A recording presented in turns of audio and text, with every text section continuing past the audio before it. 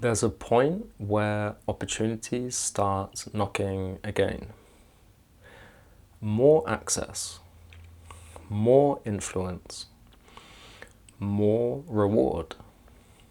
And you notice something unsettling. Every option asks you to bend, just slightly. Nothing demands collapse, just small concessions. That's when the real question shows up. What actually owns me now? You feel it in those moments when you hesitate before saying no. You soften a truth to keep access. You trade alignment for comfort. Just this once, you say, and no one forces you. That's what makes it dangerous. Ownership doesn't arrive as control. It arrives as compromise. A compromise you justify long enough to forget. And it's a slippery slope, because as soon as you compromise, you're already moving down that path. It's not that now you become a tyrant, a Stalin, a dictator who doesn't pay attention to anyone else's needs or wants. It's just about understanding from within when you are rebuilding yourself from the ground up, when you're in touch with your truth and your very nature, at what moments you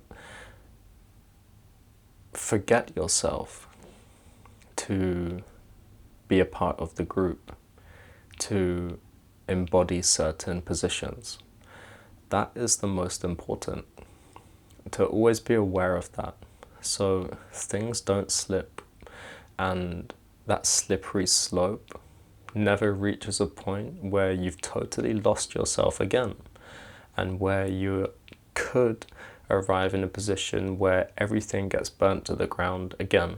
Sovereignty isn't freedom from responsibility. It's freedom inside of responsibility. A sovereign man isn't unmanaged.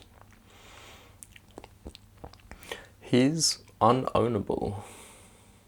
Nothing external gets authority over his sacred spiritual spine. Not approval, not fear, not reward. And so he is forever standing in his own depth, his own truth, his own center. Through life, and most importantly, through death. If you don't claim this birthright, something erodes. Yes, you'll succeed, but you'll feel split. Yes, you gain, but you'll lose direction. Yes, you'll move forwards, but with a sideward slant. This is how men become effective and empty at the same time. The sovereign man we speak of lives by his internal law, not rules imposed from the outside, but lines he has forged through loss. He knows what he refuses. He knows what he protects. He knows what he carries. And he knows what he will not trade. This isn't rigidity. It's orientation. And it's a kind of orientation. It's a kind of street-wise, street smartness which comes through the fire of lived experience. Something which cannot be intellectualized alone. Power only distorts men who haven't finished their descent, who haven't burned everything to the ground fully yet. When influence returns, The sovereign man doesn't fracture under the pressure, under the weight, because his identity isn't built on reward or externals. Power doesn't change him. It reveals him. It reveals the gem, the jewel. It reveals the gold which has been cultivated inside of him, which he's been polishing through the furnace, through the pressure. This is how sovereignty looks. It's where one doesn't rush, one doesn't chase, one doesn't posture. One's nervous system stays settled. One's words stay precise. One's boundaries stay clean. And people feel that immediately. It's not dominance or arrogance. It's a subtle authority. It's a spiritual authority. It's something which sets men apart, regardless of what his clothes look like, regardless of what his externals look like.